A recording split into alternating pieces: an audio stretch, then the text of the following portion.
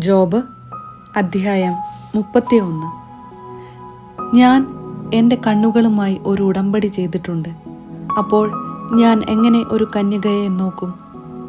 ഉന്നതനായ ദൈവത്തിൽ നിന്നുള്ള എൻ്റെ ഓഹരിയും സർവശക്തനിൽ നിന്നുള്ള എൻ്റെ അവകാശവും എന്തായിരിക്കും? നീതികെട്ടവന് അപകടവും അക്രമം പ്രവർത്തിക്കുന്നവന് വിനാശവും സംഭവിക്കുകയില്ലേ? അവിടുന്ന് എൻ്റെ മാർഗങ്ങൾ നിരീക്ഷിക്കുകയും എൻ്റെ കാലടികൾ എണ്ണുകയും ചെയ്യുന്നില്ലേ? ഞാൻ കപടതയോടുകൂടെ സഞ്ചരിക്കുകയും എൻ്റെ പാദങ്ങൾ വഞ്ചന പ്രവർത്തിക്കാൻ വെമ്പൽ കൊള്ളുകയും ചെയ്തിട്ടുണ്ടെങ്കിൽ ദൈവം എൻ്റെ നിഷ്കളങ്കത അറിയേണ്ടതിന് എന്നെ കപടമില്ലാത്ത ത്രാസിൽ തൂക്കി നോക്കട്ടെ. ഞാൻ വഴി തെറ്റിപ്പോയിട്ടുണ്ടെങ്കിൽ, കാണുന്നതിലെല്ലാം ഞാൻ അഭിലാഷം പൂണ്ടിട്ടുണ്ടെങ്കിൽ, എൻ്റെ കരങ്ങൾ കളങ്കിതമാണെങ്കിൽ, ഞാൻ വിതച്ചത് അന്യൻ അനുഭവിക്കട്ടെ. എൻ്റെ വിള വേരോടെ നശിക്കട്ടെ. എൻ്റെ ഹൃദയം സ്ത്രീയാൽ വശീകൃതമായിട്ടുണ്ടെങ്കിൽ, ഞാൻ കൂട്ടുകാരൻ്റെ വാതിൽക്കൽ പതിയിരുന്നിട്ടുണ്ടെങ്കിൽ, എൻ്റെ ഭാര്യ അന്യനു വേണ്ടി ധാന്യം പൊടിക്കട്ടെ. അന്യർ അവളുമായി ശയിക്കട്ടെ. എന്തെന്നാൽ അത് ഹീനമായ കുറ്റമായിരിക്കും. ന്യായാധിപന്മാർ ശിക്ഷ വിധിക്കേണ്ട അകൃത്യം. നരകത്തിലേതുപോലെ ദഹിപ്പിക്കുന്ന അഗ്നിയായിരിക്കും അത്. എൻ്റെ സമ്പത്ത് അത് നിർമൂലമാക്കും. പരാതിയുമായി എന്നെ സമീപിച്ച ദാസന്റെയോ ദാസിയുടെയോ അഭ്യർത്ഥന ഞാൻ നിരാകരിച്ചിട്ടുണ്ടെങ്കിൽ, ദൈവം എഴുന്നേൽക്കുമ്പോൾ ഞാൻ എന്തു ചെയ്യും? അവിടുന്ന് അന്വേഷണം നടത്തുമ്പോൾ ഞാൻ എന്ത് മറുപടി പറയും? അമ്മയുടെ ഉദരത്തിൽ എന്നെ ഉരുവാക്കിയവൻ തന്നെയല്ലേ അവനെയും സൃഷ്ടിച്ചത്? അമ്മയുടെ ഉദരത്തിൽ ഞങ്ങൾക്ക് 2 പേർക്കും രൂപം നൽകിയത് ഒരുവൻ തന്നെ അല്ലേ? പാവങ്ങൾ ആഗ്രഹിച്ചതെന്തെങ്കിലും ഞാൻ മുടക്കിയിട്ടുണ്ടെങ്കിൽ, വിധവയുടെ കണ്ണുകൾ അന്ധമാക്കിയിട്ടുണ്ടെങ്കിൽ, എൻ്റെ ആഹാരം ഞാൻ തനിയെ ഭക്ഷിക്കുകയും അനാഥർക്ക് അതിൻ്റെ ഓഹരി ലഭിക്കാതിരിക്കുകയും ചെയ്തിട്ടുണ്ടെങ്കിൽ, യൗവനം മുതൽ അവനെ ഞാൻ പിതാവിനെ പോലെ പോറ്റുകയും ജനിച്ചപ്പോൾ മുതൽ നയിക്കുകയും ചെയ്തു. വസ്ത്രമില്ലാതെയോ പുതപ്പില്ലാതെയോ ആരെങ്കിലും നശിക്കുന്നത് ഞാൻ കണ്ടിട്ടുണ്ടെങ്കിൽ, അവൻ്റെ അനുഗ്രഹം എനിക്ക് ലഭിച്ചില്ലെങ്കിൽ, എൻ്റെ ആടുകളുടെ രോമം അവന് ചൂട് പകർന്നില്ലെങ്കിൽ, വാതിൽക്കൽ സഹായിക്കാൻ ആളുണ്ടെന്ന് കണ്ടിട്ട് അനാഥർക്കെതിരെ ഞാൻ കൈ ഉയർത്തിയിട്ടുണ്ടെങ്കിൽ, എൻ്റെ തോളിൽ നിന്ന് തോൾപ്പലക വിട്ടുപോകട്ടെ.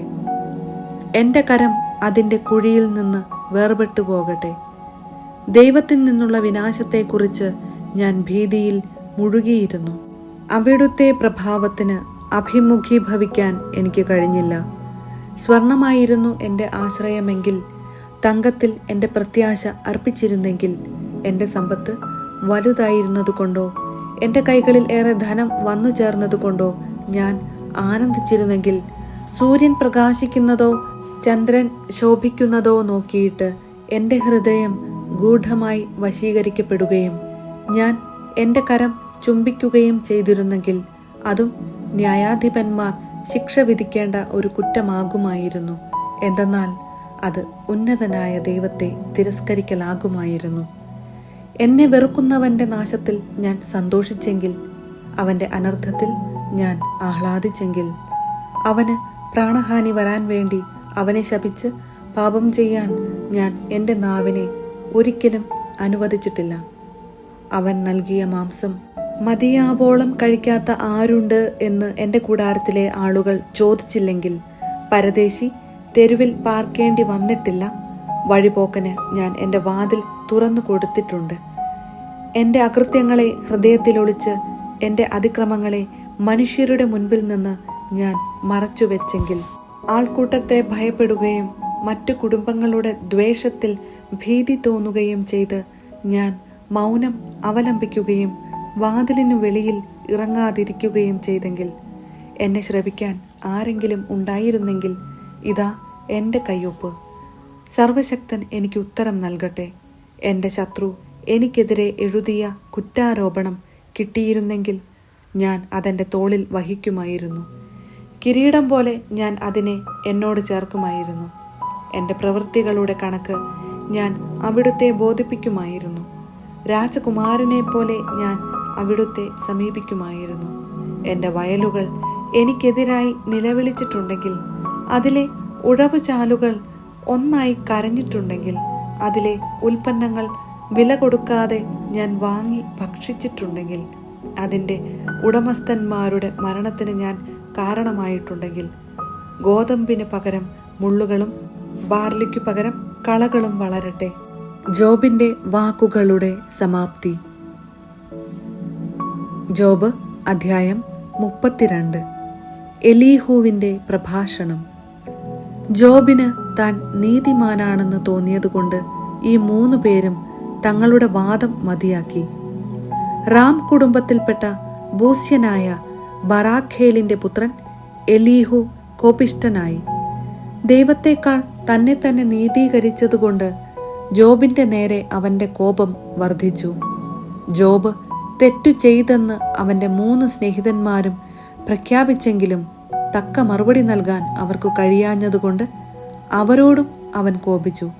അവർ തന്നേക്കാൾ പ്രായമുള്ളവരായതുകൊണ്ട് എലീഹു മറുപടി പറയാതെ കാത്തിരുന്നു. എന്നാൽ അവർ 3 പേരും മറുപടി പറയുന്നില്ലെന്നു കണ്ടപ്പോൾ അവൻ കുപിതനായി. ബൂസ്യനായ ബറാഖേലിൻ്റെ പുത്രൻ എലീഹു മറുപടി പറഞ്ഞു, ഞാൻ പ്രായത്തിൽ ചെറുപ്പമാണ്, നിങ്ങൾ പ്രായം കൂടിയവരും. അതിനാൽ എൻ്റെ അഭിപ്രായം പ്രകടിപ്പിക്കാൻ എനിക്ക് ഭയമായിരുന്നു. ഞാൻ ചിന്തിച്ചു, പ്രായം സംസാരിക്കുകയും പ്രായാധിക്യം ജ്ഞാനം പകരുകയും ചെയ്യട്ടെ. എന്നാൽ മനുഷ്യനിലെ ചൈതന്യം സർവശക്തൻ്റെ ശ്വാസം ആണ് അവന് ജ്ഞാനം നൽകുന്നത്. പ്രായാധിക്യം ജ്ഞാനം പ്രദാനം ചെയ്യുന്നില്ല, ദീർഘായുസ് വിവേകവും. അതിനാൽ ഞാൻ പറയുന്നു, എൻ്റെ വാക്കു കേൾക്കുക. ഞാനും എൻ്റെ അഭിപ്രായം പ്രകടിപ്പിക്കട്ടെ. എന്തു പറയണമെന്ന് നിങ്ങൾ ആലോചിച്ചു കൊണ്ടിരുന്നപ്പോൾ നിങ്ങളുടെ വാക്കു കേൾക്കാൻ ഞാൻ കാത്തിരുന്നു. നിങ്ങളുടെ ജ്ഞാനവചസ്സുകൾക്ക് വേണ്ടി ശ്രദ്ധിച്ചിരുന്നു. ഞാൻ നിങ്ങളെ ശ്രദ്ധിച്ചു. ജോബിനെ ഖണ്ഡിക്കാൻ ആരും ഉണ്ടായില്ല. നിങ്ങളിലാരും അവൻ്റെ വാക്കുകൾക്ക് മറുപടി കൊടുത്തുമില്ല. ഞങ്ങൾക്ക് ജ്ഞാനം ലഭിച്ചിരിക്കുന്നു, ദൈവമാണ്, മനുഷ്യനല്ല അവനെ ഖണ്ഡിക്കുക എന്ന് പറയാതിരിക്കാൻ സൂക്ഷിച്ചുകൊള്ളുവിൻ. അവൻ തൻ്റെ വാക്കുകൾ എനിക്കെതിരെ പ്രയോഗിച്ചില്ല. നിങ്ങളുടെ വചനങ്ങൾ കൊണ്ട് ഞാൻ അവന് മറുപടി കൊടുക്കുകയില്ല. അവർ പതറിപ്പോയി, അവർ ഇനി ഉത്തരം പറയുകയില്ല. അവർക്കൊരു വാക്കുപോലും സംസാരിക്കാനില്ല. അവർ അവിടെ വെറുതെ നിൽക്കുകയും മറുപടി പറയാതിരിക്കുകയും ചെയ്യുന്നു. അവർ സംസാരിക്കാത്തതിനാൽ ഞാൻ കാത്തിരിക്കണമോ? ഞാനും എനിക്കു നൽകാനുള്ള മറുപടി പറയും.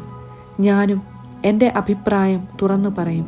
എന്തെന്നാൽ ഞാൻ വാക്കുകൾ കൊണ്ട് നിറഞ്ഞിരിക്കുന്നു. എന്നിലെ ചൈതന്യം എന്നെ നിർബന്ധിക്കുന്നു. എൻ്റെ ഹൃദയം ബഹിർഗമന മാർഗം ഇല്ലാത്ത വീഞ്ഞു പോലെയാണ്, പൊട്ടാറായിരിക്കുന്ന പുതിയ തോൽക്കുടം പോലെയാണ്. എനിക്ക് സംസാരിക്കണം, എന്നാലേ എനിക്ക് ആശ്വാസം ലഭിക്കൂ. അധരം തുറന്ന് എനിക്ക് മറുപടി പറയണം. ഞാൻ ആരോടും പക്ഷപാതം കാണിക്കുകയില്ല, ഒരു മനുഷ്യനോടും മുഖസ്തുതി പറയുകയുമില്ല. മുഖസ്തുതി പറയാൻ എനിക്കറിഞ്ഞുകൂടാ. പറഞ്ഞാൽ എൻ്റെ സൃഷ്ടാവ് എന്നെ വേഗം നശിപ്പിക്കും.